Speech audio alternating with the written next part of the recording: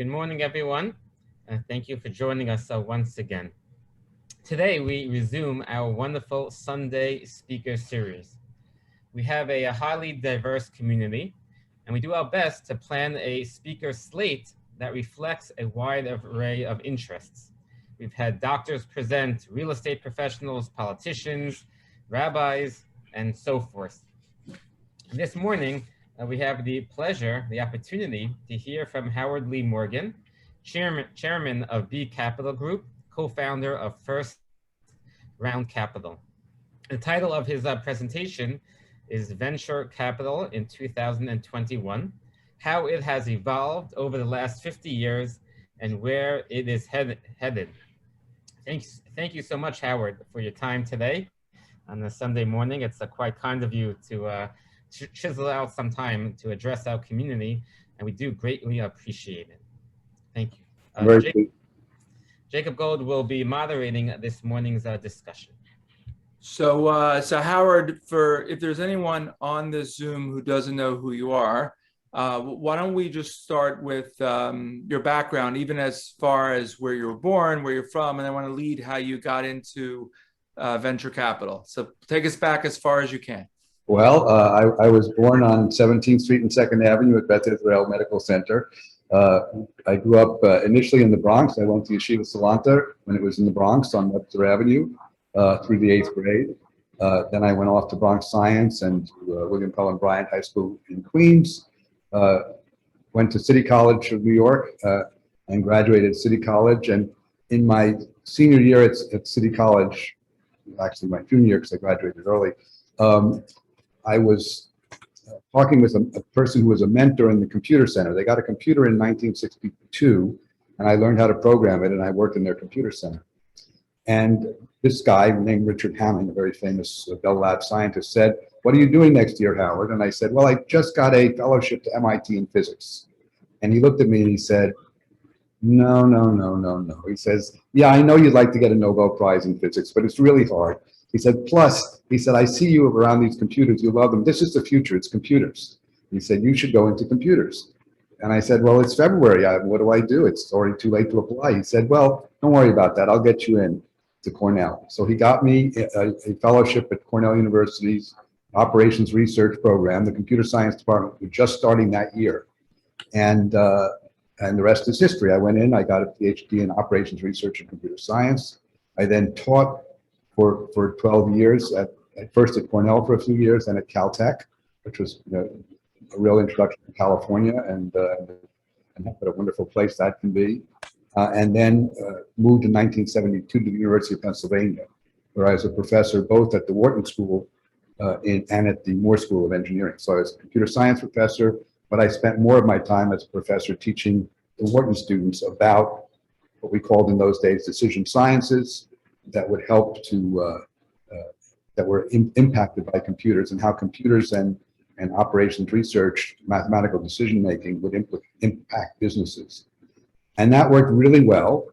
And I was funded by the US government, by DARPA and the Office of Naval Research. And in 1973, we got machine number 50 on the ARPANET, which was the predecessor to the internet. So today there's somewhere over 5 billion devices on the internet, and I had the 50th. So it was the information superhighway. Today, in those days, we were hacking it out of the brush, basically, and learning what the future would be. And I spent most of the 70s focused on what we called in those days the office of the future. Today, we just call it the office. And it was things like the Philadelphia Inquirer said, "Dr. Morgan believes someday executives will type their own email and not need as many secretaries." And I was picketed by the secretaries and people at Penn. But I think I got that one right, because today, of course, we're all using email all the time, and there are many fewer secretaries. There are executive assistants and so on, but a lot different career paths than there were in those days. And I was fortunate enough in 1977, 78, I had a sabbatical year. And I spent the first part of it in California with a friend from the Rand Corporation, who decided that one of these computer systems called Unix should be used for businesses. And he started a business called Interactive Systems that I helped him start. And it was funded by Jim Simons, who was a professor of mathematics at Stony Brook. And so Jim and I got to know each other. I then went on to spend a year as a visiting professor at Harvard Business School, and went back to Penn for a couple of years. And then Jim called me one day in 1981 and asked if I would like to do some investing with him, or part-time. And I'm sorry. So Jim again is who? Say that again, please. Jim Simons. So Jim Simons, who's known for the Simons Foundation, but in April of 1982, he asked me to help him start Renaissance Technologies. And Renaissance Technologies has sort of more become the world's leading quantitative hedge fund. And we started in '82 doing both quantitative trading and also doing venture capital. We did both. So he was the CEO, I was the president, and I basically resigned my tenure 2 years later and stayed with Renaissance for 7 years, doing some consulting on databases and on the quant trading, and some consulting on the venture capital. So this was 82 to 89? Yeah, 82 to 89. Okay, so before we jump future, let's just go backwards for a second. So who was the person again that helped you get into Cornell? What was his name again? I'm sorry. Richard Hamming, Hamming. And you met him through at City College. He was mentoring at City College. He would come in once a week and talk with students and work with students. So he mentored you to go to Cornell. Yep. But so you're an academic for what, 20 years, give or take, right? 14. So from 68 to 82, really, officially to 84. So you're in the academic world, and being in the academic world, you enjoyed it, you loved it. Like, what was that experience like? I love the academic world. I mean, and I would have to say that when you move to venture capital, the job is the same. You have wonderful young people. You're trying to nurture them and help them find what they want to do in the future. And as a researcher, you want to help them with research topics. And I encourage them to look at research topics that were 10, 20 years out in the future, where if they finish their PhD in 5 years, they would become the expert in the field that was just starting. That was the goal. Interesting. I like that analogy. I've never heard of the academic analogy to venture capital. That's kind of... Well, it is. And what I said to people was, when I switched to venture capital, the job is the same. The difference is that instead of leading to PhD theses, it leads to products. And instead of a 10 or 20 year time horizon, it's a 3 to 5 year time horizon, right? But and you know, you have companies created, which also create other jobs. But the job of the venture capitalist and the job of the research professor is to nurture the students, to nurture just as any teacher does, whether you know it's doing it in Torah or in science. You want to make but I would say there's one component you might have left out, which is on the venture capital side, you get financially rewarded in this world. Yes. And on the academic side, there's an intellectual or an accomplishment when a student succeeds. But that's sort of like spending your time on religion, adding value, or in business, right? So from that perspective, I would say it's very different. But you think the methodology is the same? The methodology is the same. The methodology is, and what's my great skill in life, really, it's, as I say, is picking great partners and picking great people to advise, and because what you're really doing is bringing out what they have inside them, whether it's the product, whether it's the management skills, or whether it's the research, and you're nudging them in little directions here and there to get them to the right path. But they're doing the work, which I like. I don't have to do the work; they do the work. So talk about. I know we have on the mentoring side. So you'll bring in others to work with you. In other words, you got it. Okay, so let's go back. So we're now we're at 1989. So you're with Renaissance, the Quantitative. You were actually working out of an office in New York somewhere, or? Yep, 800 3rd Avenue. It's still there. Okay. And I had the following conversation with Jim, which was this. He said, our venture capital activities have a 25% rate of return, IRR, but it takes 5 or 6 or 7 years to get liquid in all of that. He said, and when we started, the quantitative was hit and miss, but now we have a solid 38% IRR, net after fees. He said, and if I want to cash in, I can sell everything tomorrow morning and go home. So we took venture capital out of Renaissance, and Renaissance became a pure quant fund. And it has been one of the most spectacular performers ever. Yeah, I have a friend there. So just to be clear, quantitative, for those on the call who aren't, as much in the field, is strictly looking at a mathematical equation or looking at a graph. How would you define quantitative in a simple way for those who don't understand that? Quantitative is using mathematical methods that don't care about the underlying company, that purely look at the activity, both price, volume, maybe to nowadays a lot of other indicators, that some of which are derived from artificial intelligence, some of which are derived by automatically reading news reports and things, but fundamentally are based around activity in the markets versus, which may reflect, hopefully does reflect, the company's underlying performance. But the quantitative traders don't care. They don't even know what the company does. They have no idea. Right. The time series of prices to them. And but if you do it well, and you can create a machine that makes money while you sleep, basically. Most of the trading initially at Renaissance was in currencies and commodities, not in stocks. So just to be clear, did you create models for quantitative analysis? Were you like you would create? No, there were other people at Renaissance who did most of that. Okay. I more helped on the how do you store all that data? Because one of the reasons Renaissance has been so successful for so long is that they have data that many other people don't have. They have, transactional tick-by-tick data from the 70s. Most people coming into the field today, if they're lucky, if they get the data from 2010. But Renaissance has, 50 years of data, and that's a huge advantage for them, which they retain to this day. So just going from the academic to the business side, was that easy transition? I'm just curious, because speaking myself, I'm spending a lot of time on the synagogue and business. Like, I find, there are different characters in different places. So I was curious your perspective. Definitely different characters in different places, but for me, it was an easy transition because, first of all, Jim was also an academic. He had been head of mathematics at Stony Brook, so we had similar styles. We both had to work around very smart people. That was important. Renaissance hires very, very smart people. We both wanted to do research and look at things people hadn't seen before, and that's the same thing is true in venture capital. So I didn't find that transition that hard. It was a lot more travel because all of a sudden we were doing a lot of investing in California, so I would be out there a couple of times a month sometimes, and so a lot of that was the difference. Got it. And I assume it was financially, not to get personal, but it was, you changed, it was financially rewarding from being an academic to going into the private sector. It was very rewarding financially.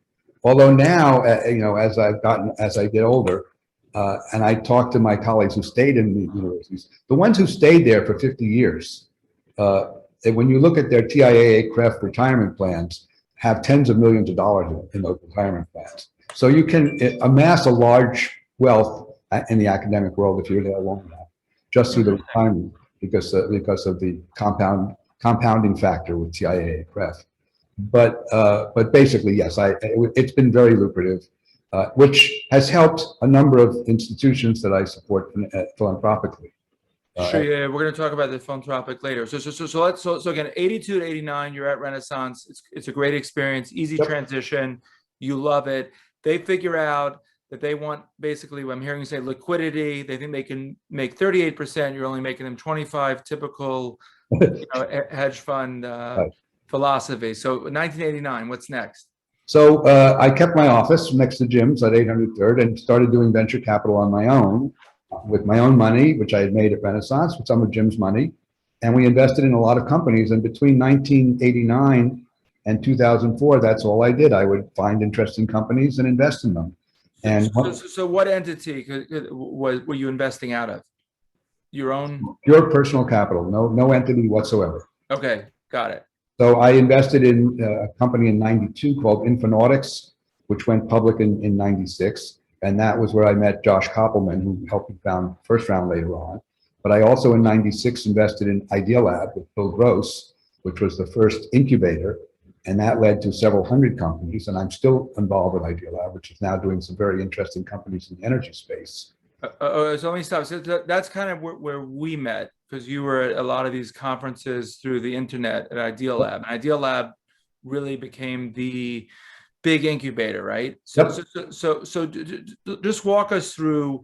I know we've had these discussions, but you like to be early in a deal. You like to be the first investor. In other words, I prefer to be. I'm sorry? I prefer to be the first. I mean, what I tell people is that I've made a lot of money investing in companies at two stages: too early and way too early. In fact, my blog is waytooearly.com. So, which I have not posted in for a while, but that's where I like to be, is way too early. And with Idealab, I was literally the first investor after the founder's parents. So, and that's where I like to be. And often I'll bring other investors into that round and catalyze it. Right. So let's talk about that, because I'm a little younger than you, but when you're very early, you have to have capital to protect your position for down rounds if, God forbid, things go wrong. Correct. So when you're early, I assume you have enough capital to stay in to protect your position throughout an exit. Is that correct? You have to have reserves so that you expect to put into a deal after the first investment. Absolutely. You may not have enough to protect your position all the way to an exit. If the company does super well, the pro ratas may get too big for you. That happened to first round capital with Uber.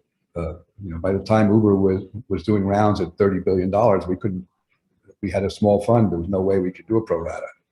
But yes, in general, I do try to protect my pro rata position. Got it. And just to be clear, you didn't change when the market goes up or down. You don't jump. Let's say, late stage deals become so attractive in certain markets. You stay disciplined to your being an early investor. I do. I mean, I certainly did until big capital came along. But yes, I like being the early investor.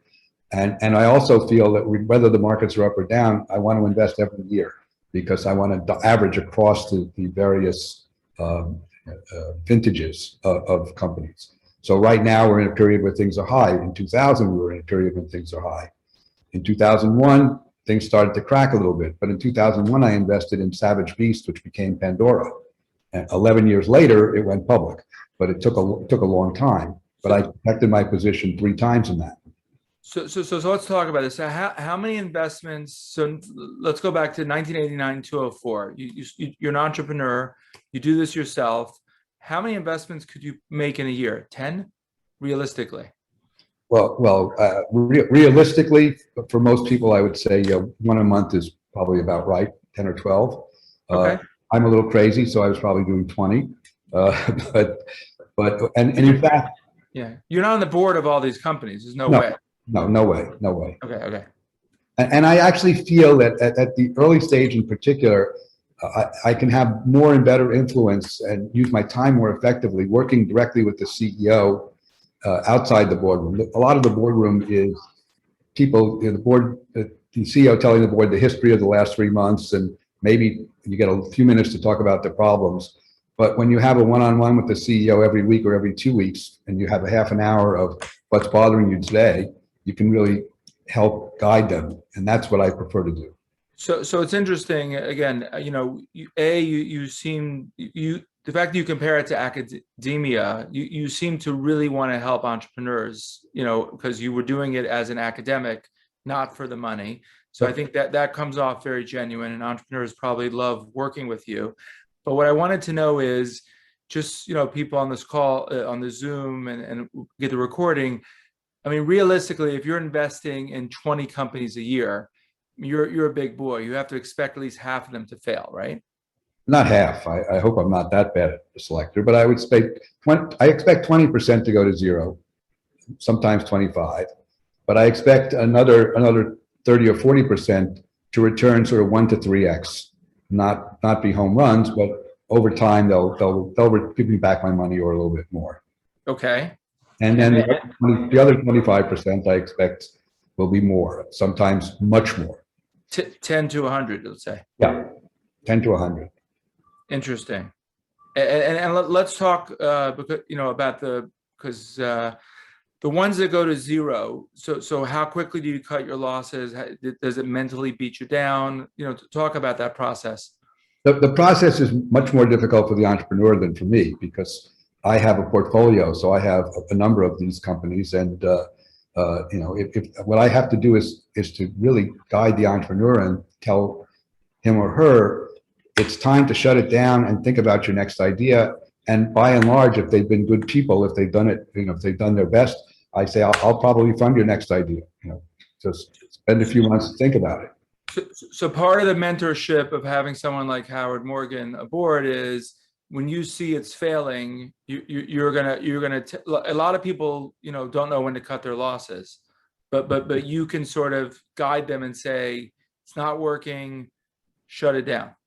Exactly, and some of them will either shut it down or pivot or to something new if you have money left in the bank. Don't spend that. Don't go and spend all the money. Let's if you have enough money to do it something else, let's see if you can make a difference. And we've seen a number of companies over the years that have pivoted and gone into completely different businesses. We started with a company that was doing parking things, and it became an ad tech company. And the ad tech company was very successful. The parking thing was going to fail and lose all the money. There's a company that's worth $3 or $4 billion now called GOAT, G-O-A-T, greatest of all, which sells sneakers. It started as a completely different business in an advertising world. So, the pivots can sometimes work if the founders are willing to admit that the initial idea isn't the right one. And my other question to you, Howard, is so you when do you decide to be on a board? In other words, you have to be selective of your time. So I assume you can only take 10 board seats total? Oh, fewer than that, but right now I'm only on a few boards.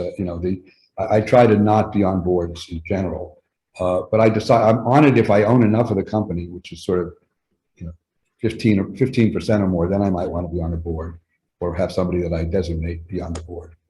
Right. So I would assume you designate partners and friends that have similar ilk, and that's easier. But I'm just curious. I'm sure companies are dying to have someone of your capacity on their board. What makes you go on a board of a company? It's got to be spectacular, right? Pretty much. I mean, because as I said, I tell the CEO, if what you want is my advice, I'm happy to do that without being on the board. Being on a board has, aside from the fiduciary responsibilities, the legal liabilities, and everything else there, it has a time demand that's a different kind of time demand.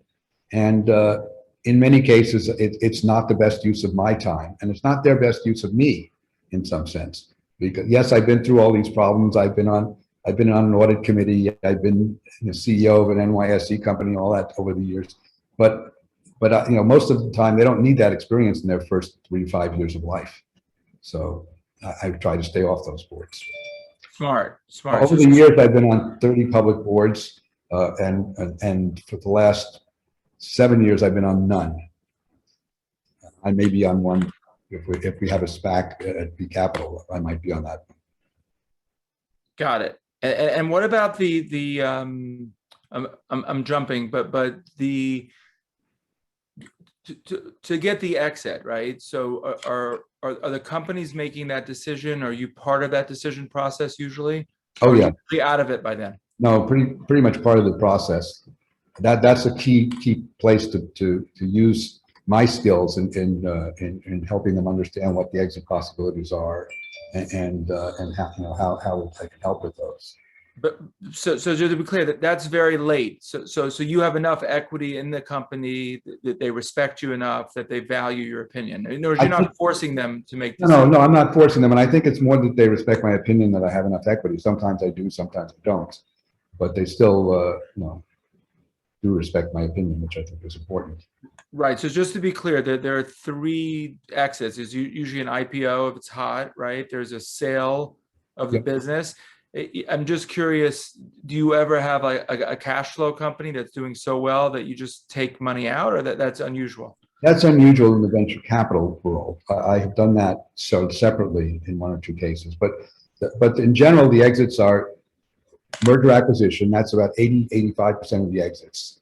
Public company exits are much smaller, maybe 10 or 15% at most. They're a little bigger right now because of the SPAC.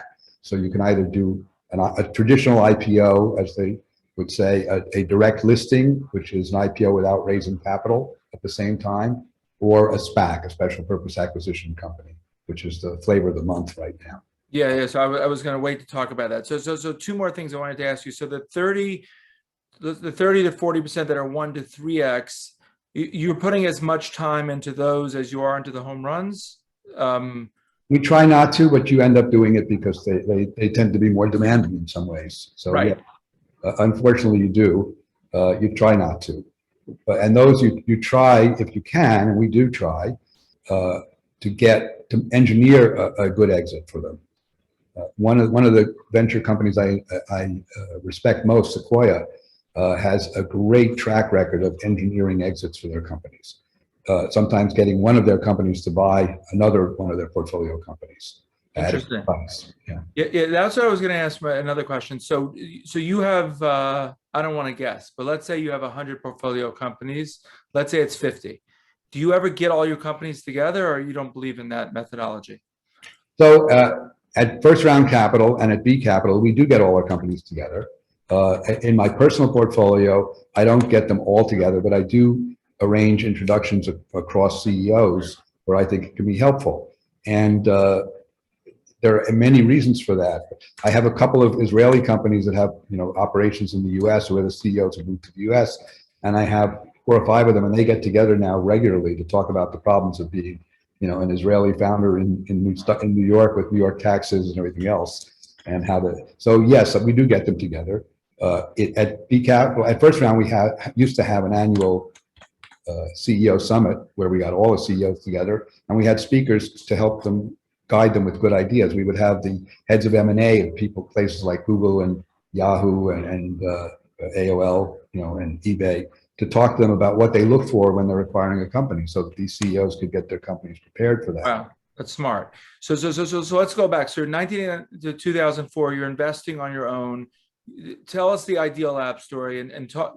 For those on the Zoom that maybe aren't familiar, I mean, Ideal Lab was, I think, the first venture capital incubator. Is that correct? Pretty much the first real incubator. Bill Gross, who was a brilliant entrepreneur who had sold a company to Lotus and then started Knowledge Adventure, which was the reading series and for kids learning, decided in the late mid-90s that he had too many ideas that he couldn't do them all himself.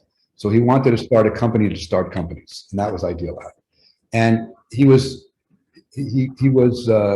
driven to this partly because he became friends with Steven Spielberg. And he spent a day with Steven on the lot of DreamWorks at the time, or whatever it was called.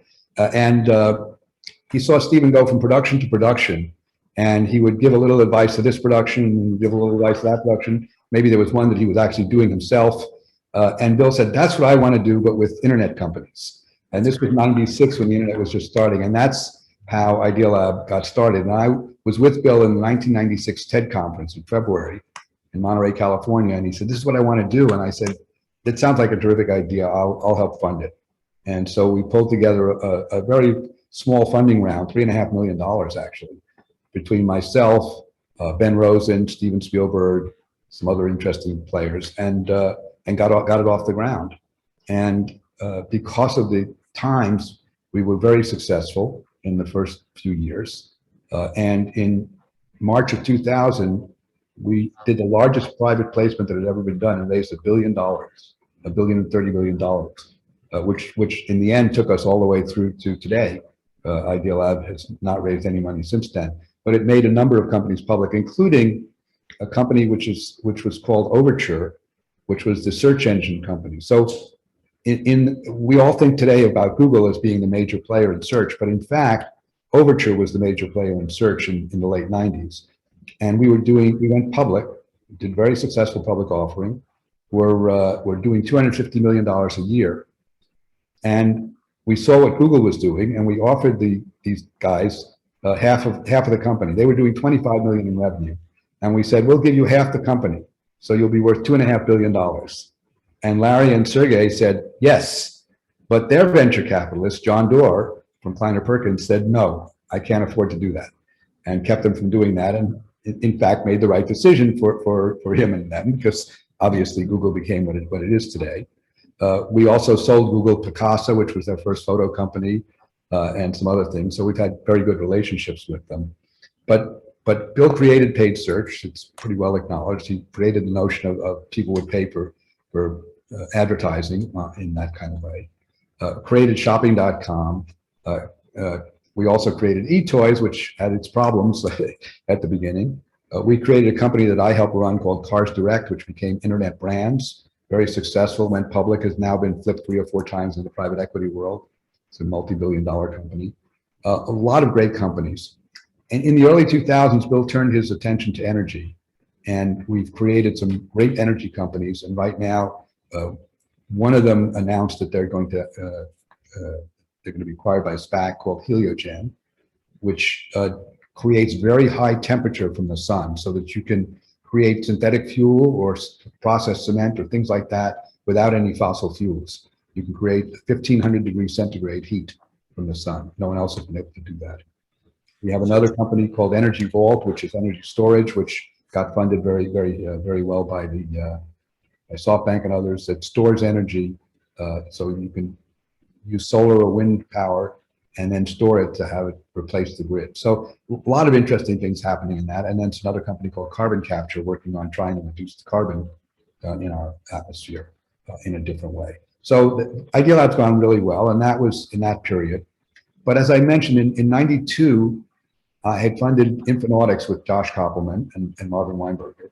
And in 98, we funded Half.com that Josh did and spun out of Infonautics, which was bought by eBay in 2000.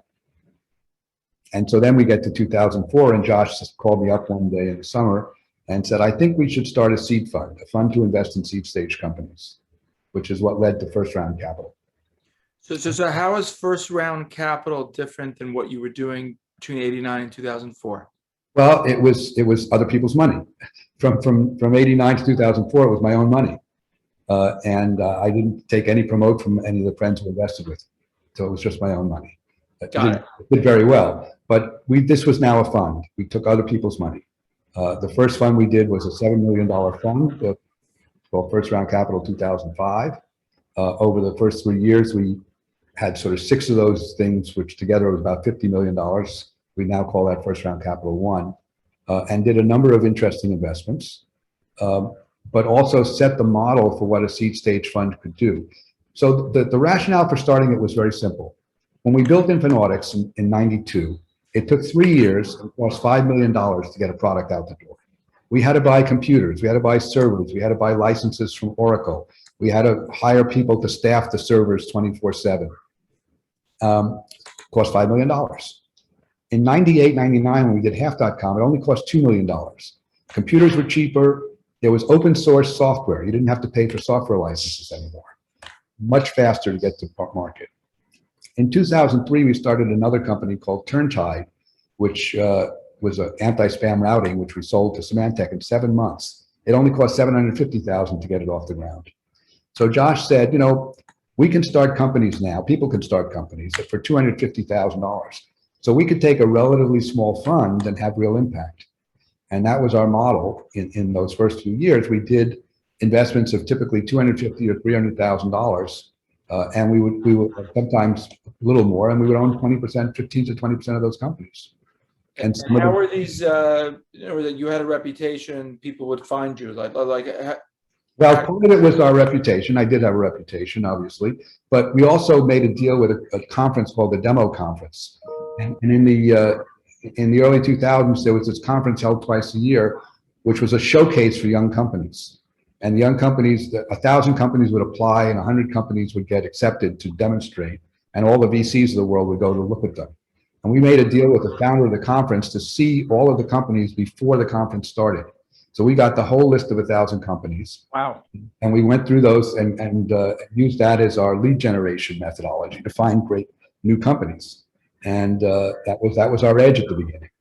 Later on, as we got more recognition for the way we were helping the companies with our first round platform, as it was called, then we got much more people coming to us or referring deals to us along the way.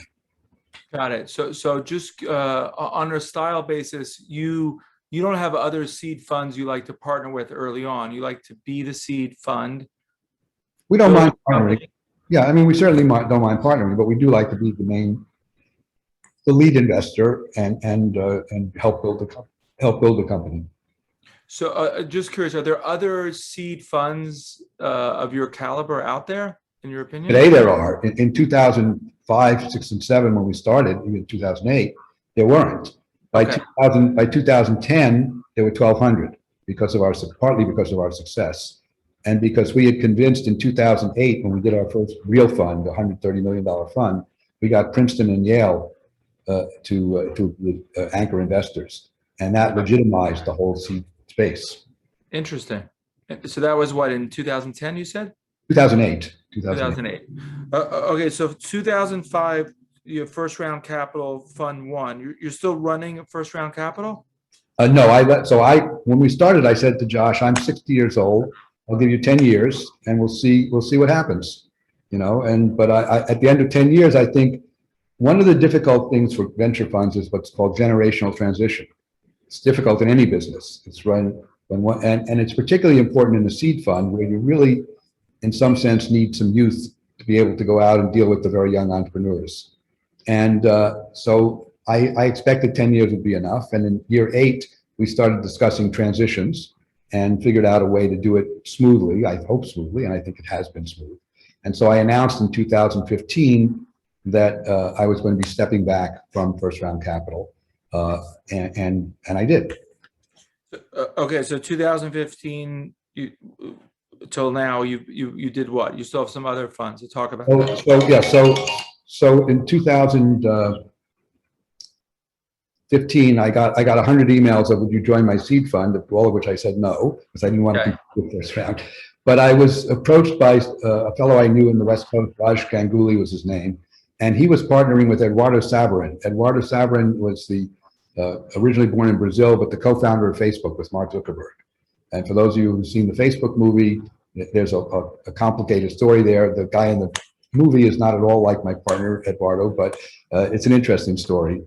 In any case, Eduardo had moved to Singapore in 2012, and I moved 2011, and become very successful as a venture capitalist in seeding a lot of venture funds around Southeast Asia. And they wanted to do a later stage fund, B stage and later, mostly focused on B2B, business to business type transactions, and the globalization and the digitalization rather of global industry. And they had a partnership with the Boston Consulting Group with BCG. And that was very appealing to me because I like working with big companies. I wanted to be global. First round, essentially all the investments were US. We did 500 investments when I was there, roughly. About 10 of them were non-US, 6 of them in Israel, two in England, 2 in India. But I've always been much more global. And when I was an academic, I was consulting globally and working globally. So that appealed to me. And it's been until the pandemic, it's been very nice because I've been able to go to Singapore and to China and to India, as well as to our operations here in the US. So 2015, this B2B fund, is that where you're spending majority of your time now? That's where I'm spending a third of my time. That's officially what I've given them. It's a third of my time. And a third of my time I spend on my family office investments and a third of my time on philanthropy. But my goal at B Capital is to help them make new mistakes, not to repeat the mistakes we made building First Round or Idea Lab or Renaissance, so I can get them a little faster to the right place. And I think that has proven true because we survived the pandemic at B Capital really well. We've gone from $360 million under management in 2016 to $3.5 billion today. We'll be probably at $5 billion by mid-22. So all across the globe, healthcare, a healthcare fund, a China fund, and the Global Growth Fund, and now an earlier stage fund as well called the Ascent Fund. So we've really grown very, very much. And what I did was to short circuit some of the mistakes they would have made because I've had those experiences before. Great. So the family office you're running, is that back to 89, 2004, the same style? It's a lot more of it goes into quantitative and hedge fund kind of investments. It's basically because I have 7 grandchildren, Kenara, and 3 daughters and their husbands, and so we're trying to provide for the next couple of generations. And we're doing that. Some of it's still in venture capital. I have 40 or so venture funds that the family office invests in. Some of it is direct investments, usually in things that do not conflict with either first round or B capital, in areas that they wouldn't invest in, space, for example, things like that. And that's the family office focus, is to do interesting investments, but of a kind that don't fit the traditional venture stuff. Got it. So let's talk a little bit about the philanthropy side. So what year did you sort of get more active in philanthropy, and talk about that, please? Well, I've always been somewhat active in philanthropy. I mean, starting in 2000, I went on the board of the Jewish Children's Museum, and in 2004, when the assistant director Yossi Gordon became head of the Chabad on Campus Group International, I joined that board and have been along with some of the other people, George Rohr in particular, on that board, the mainstay, because I knew I had 7 grandchildren eventually going to college, and I knew that I wanted them, if possible, to find great Jewish people to marry. And so Chabad on Campus International encourages that. The 2 who are in college now have gone to the one who are there in school up at Harvard, and I have one starting at Cornell. I was with them the other day, and I said, you have to sign up for Rosh Hashanah at the Chabad on campus at Cornell. So that's been one piece of the philanthropy. Another piece has been in science. Cold Spring Harbor Laboratory is the leading microbiology center in the world. A third is the New York Public Library, where I'm on the board and helping them with the digital transition, which libraries are going to have to make. And I think Tony Marks, who's the president, and Tony Aja, who we hired, really understand that. And then I become a trustee at Cornell University, and have been helping a lot of interesting areas there. So those are kind of the major things. And then there's some music stuff. My wife and I love cabaret and American Songbook, and there's something called the Mabel Mercer Foundation, which we support.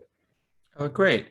So you don't have to respond if you don't want to, but you did mention Lubavitch and college campuses.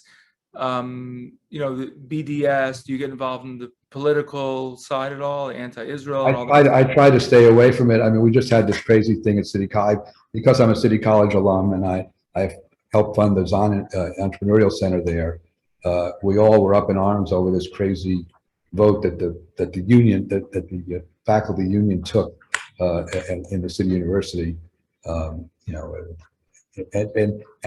we all, I went to the president of CCNY, and he basically wrote a very, very strong note saying, look, this is a union, there's nothing I can do about it, but they can't do any of this on our campus. And in fact, New York State has a law prohibiting BDS and any BDS activities on campuses. So I try to, I'm sort of supportive of the efforts to stop this craziness, but craziness exists in this world, unfortunately. And unfortunately.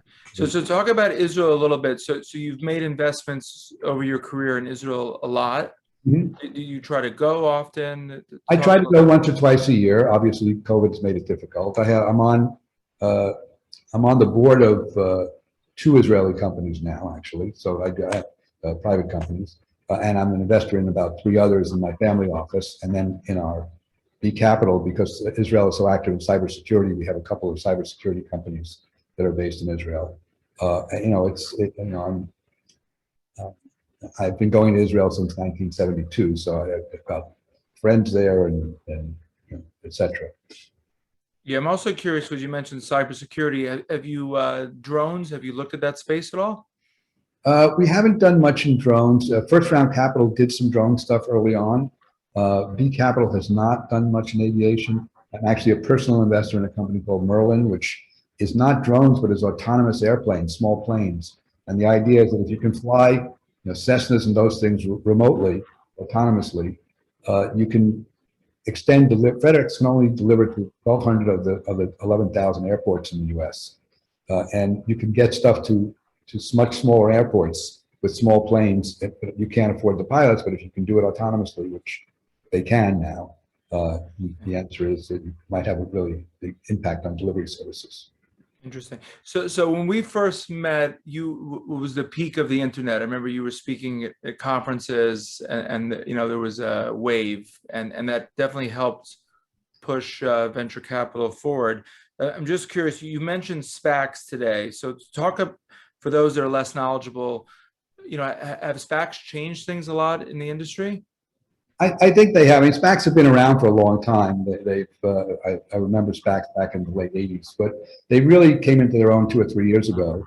And what they've changed is that companies that are not really ready to be public companies, but almost ready, can now get through the process much quicker. You get them a good CFO so that they can abide by the financial reporting rules, but they don't have to go through the super heavy vetting process that the typical investment banks would put them through. What happens is a SPAC raises what's called a blind pool. They raise money and say, we're going to buy somebody. We have 2 years to buy them. If we don't buy them, you get your money back plus treasury bill interest. The money that they raise, they can only put into treasury bills. So they can't do anything with your money until they find the company. Once they find the company, you as the investor in the SPAC have the choice of taking your money back with the treasury bill interest or leaving it in to the company that they find. And when that de-SPAC occurs, then hopefully the company will trade well. And some have, some haven't. There's been a boom in the space exploration game where those companies have SPAC'd, even though they don't have good revenues. There's been some good companies that have done SPACs. As I mentioned, we're doing one with Ideal Labs Heliogen.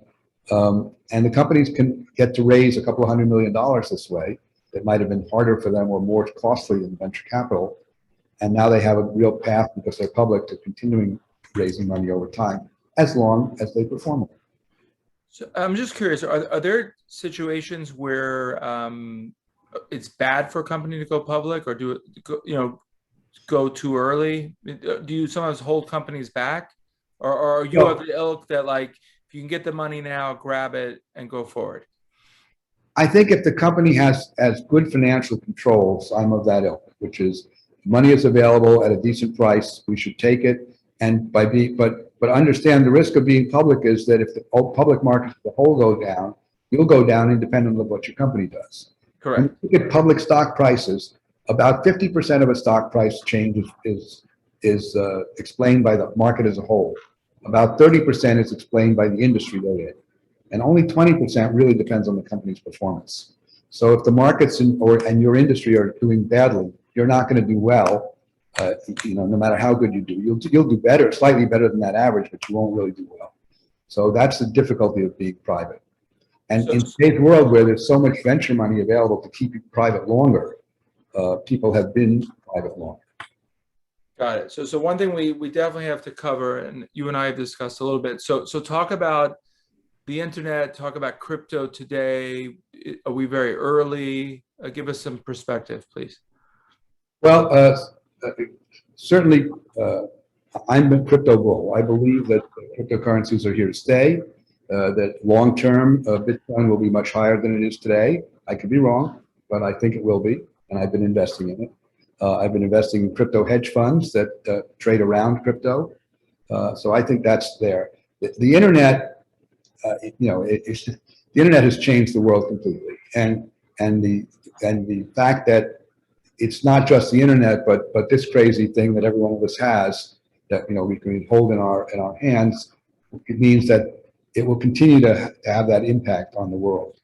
So for me, the internet is still an amazing place to invest. The other amazing place to invest is in genomics and biotech, because the fact that we can now, with CRISPR technology, change the genome, that means that we're finding new ways to cure diseases, new ways to help longevity.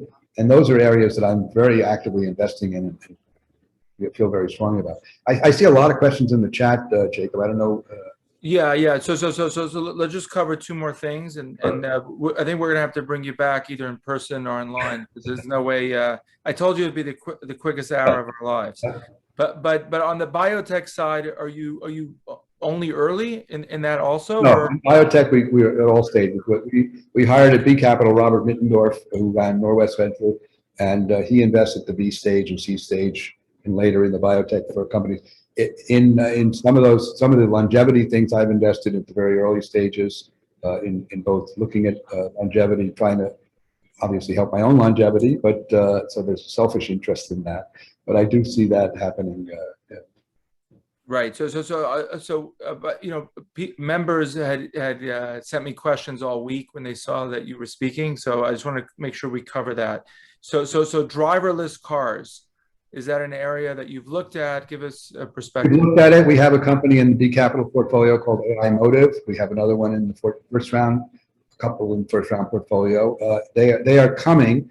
We will not see driverless cars from New York City very quickly because the city environments and more controlled environments are different.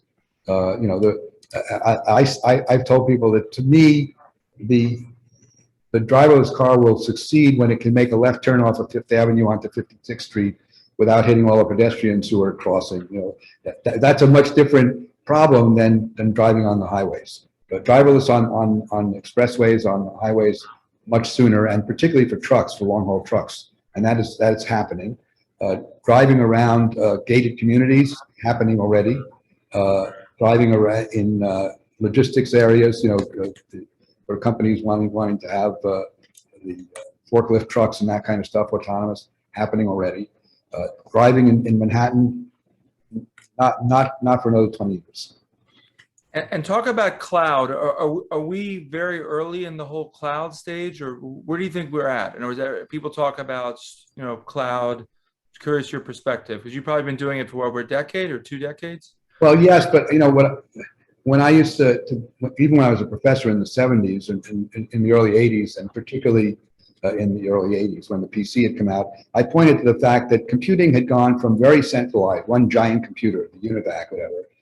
Then you got the mini computer, Digital Equipment Corporation, from centralized to decentralized. Then it went back to centralized again with the big time-sharing computers. Then it went back to decentralized again with the network. Then it went back to centralized again with the cloud. So there's this constant cycling, and the cloud is one more period of that. The cloud is here to stay because it lets you plug in, and this is the brilliance of Amazon Web Services. It lets you not have to staff. It lets you take as much electricity as you want from that two-prong outlet, and now you take as much computing as you want from the Ethernet port outlet. And so that is definitely here to stay.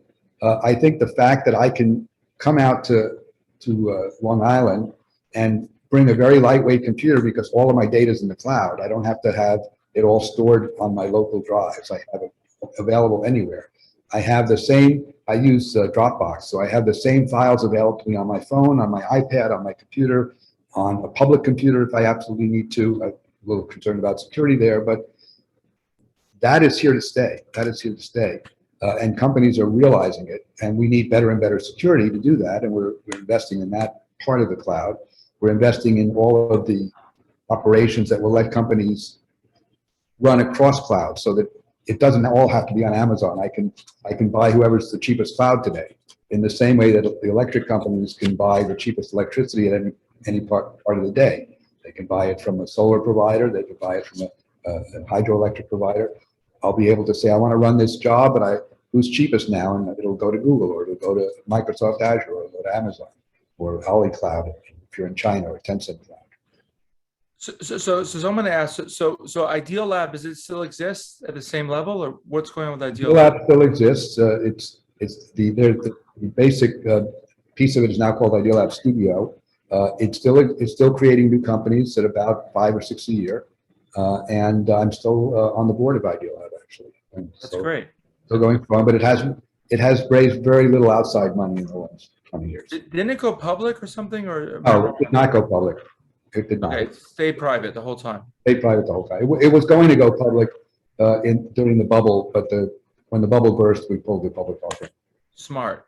So someone had asked, I'm sure you get this question, what percentage of your portfolio would you invest in venture capital? I'm sure it depends on your net worth. So, well, of course, it depends on your net worth, and it depends on your risk tolerance, right? I mean, one of the reasons Yale's endowment outperformed every other university endowment over 20 or 30 years was that Dave Swenson, who just passed away, had decided that he would put 20 to 30% of Yale's endowment into alternative investments, a large chunk of which was venture capital. I think that's too much for most investors, but I would certainly say that if you have a big enough net worth, having 10 to 20 and a long-term view. I mean, the thing about venture is it's a 20-year payout. First round capital 2008, started in 2008. We had 70 investments in that fund. 68 of them returned about 3.5x. And there's still a few of them left in there. So the 69th was Uber, which started in our San Francisco office. We invested at a $4 million value. You said Uber? Yeah. Okay. We invested at $4 million and gave it 6 desks in our San Francisco office. When it went public 11 or 12 years later, it was worth 45 billion, right? So that was not 100 to 1, but a 10,000 to 1, right? And we thought that's got to be the best deal ever. And then in 2021, a company we invested in 2009 called Roblox went public, and that returned even more. And so that particular fund returned about 50x to investors.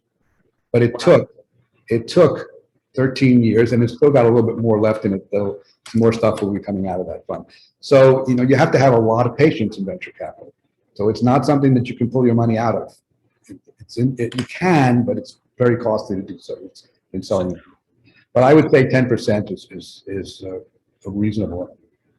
So do you have a favorite crypto project now that maybe you can share with the group? No, I don't. I mean, I look at all of them. I tend to not do too many of the DeFi things. I have an investment in a DeFi fund that I let them pick the ones they want to do. Got it. Fund called Block Tower. And what about story, cloud computing, and crypto? Do you ever familiar with that? I'm familiar with Filecoins and things like that. There's a lot of things coming together in that space, but I have not focused on it, no. Got it. So one thing, I always see you exercising. So I wanted to know, was that something you always did as an academic, or were you always in good shape because you always seemed very fit? I was not, and I would say that about a little after 2000, I started to go to the gym every day just to try to get myself a little more fit. Still didn't get me all the way there, but in 2018, I met a doctor here in New York, Florence Comite, and we talked a lot about what it takes for longevity and how to understand what your body's doing. And I've gone into a program which involves both exercise, sleep, some diet, some supplements and medicines. And what that has done was taken my weight from 160 to 135, taken my cholesterol from 200 to 125, and so on and so forth, and made me a much healthier individual, giving me more energy. The one thing that is key, and I will tell all of you, because I used to say I can get by on 5 hours sleep. Well, maybe, but really you need 7 to 8. And you should all try to get 7 to 8 hours sleep a night. And the other thing that's key to that is what we call time-restricted eating. So I finish eating at 8:30 at night, and I don't eat breakfast until 12 hours later. Smart. And I'm sure you're sharing that with your entrepreneurs of the companies you're investing in. We're also creating a company called GROQ, Rock Health, to try to get the masses to be able to get the benefits of all of this stuff. And there's good scientific reasons for all the things we do. So one other thing that's very bothersome, I don't know if it bothers you as much as it bothers me, but you're investing in a lot of companies. I mean, the whole healthcare system seems to be really broken. I'm just curious if you've grappled with it, you have an opinion, any thoughts? I mean, if you're an entrepreneur, you want to get your own health insurance, you can't do it. I mean, it's crazy. The healthcare system in the U.S. is not broken because the incentives are misaligned. The people who are paying for things are not the people who are getting the service. So the people getting the service don't have any incentive not to try to get more service. The people who are paying want you to have less service. It's a crazy system. We know that. We also have a crazy political system, which makes it hard to change the crazy healthcare system. And as we've seen, and the ACA tried, but it didn't get all the way there. For sure, there are a lot of pieces that are wrong with that, and the attacks on it have continued for no specific reason, with no specific plan to change it into something better. But we need to fix that. But we see a lot of good entrepreneurial solutions to some of the pieces, and those can work. And what we found in the last 18 months through the pandemic was that the Medicare system did respond by funding telehealth, and being able, saying where they were not ready to pay for telehealth before, all of a sudden they shifted heavily, and they probably moved telehealth 3 to 4 years ahead of where it would have been. And that's for consulting, depression, dermatology, because everyone has a camera on their phone. I call my dermatologist, I show him this thing on my skin, and she says, "Oh, do this. I'll prescribe this," and that saves everybody the trip. It means they can handle more patients per day. The whole thing works well, but the government was resisting paying for it, and now they are, and that's made a huge difference. And before we close, so you live in New York. You were born in New York. Are you? New York seems to be coming back, or what's your perspective? I think New York's coming back. We were obviously in the Philadelphia area for Penn for we have had our house there for 40 plus years, but we became New York tax residents again in 2010. I don't try to play any of those games, and I think it's worth it because New York, I think, is the greatest city in the world. It has problems now, not like the 70s, nowhere near how bad it was during the 70s. And we'll get through these problems as well because it is a center of art and culture and gastronomy, if you will, all sorts of things. You see, we've got some of the best kosher restaurants in the world. Yes, that's for sure. But yeah, and as we talk, we're investing in our synagogue for the future, and we're optimistic on New York. But so Howard, we've come on the hour. A lot of people have a lot of questions, but we'll bring you back either in person or another Zoom. And I really want to thank you for your time. The impetus for the Zoom programming is sort of like you talk about telehealth. Is think about 50% of our congregants have not really come back to synagogue, either COVID related, and this is a way that we communicate with our membership. And having a speaker of your caliber on a Sunday Zoom is really meaningful. So I really want to thank you for your precious time today. You're most welcome, Jacob and Rabbi, and thanks to all of you who are listening in. Okay, thanks so much. We'll be in touch, Howard. Have a great day. Thank you. Thank you, Howard. Thank you so much, Howard.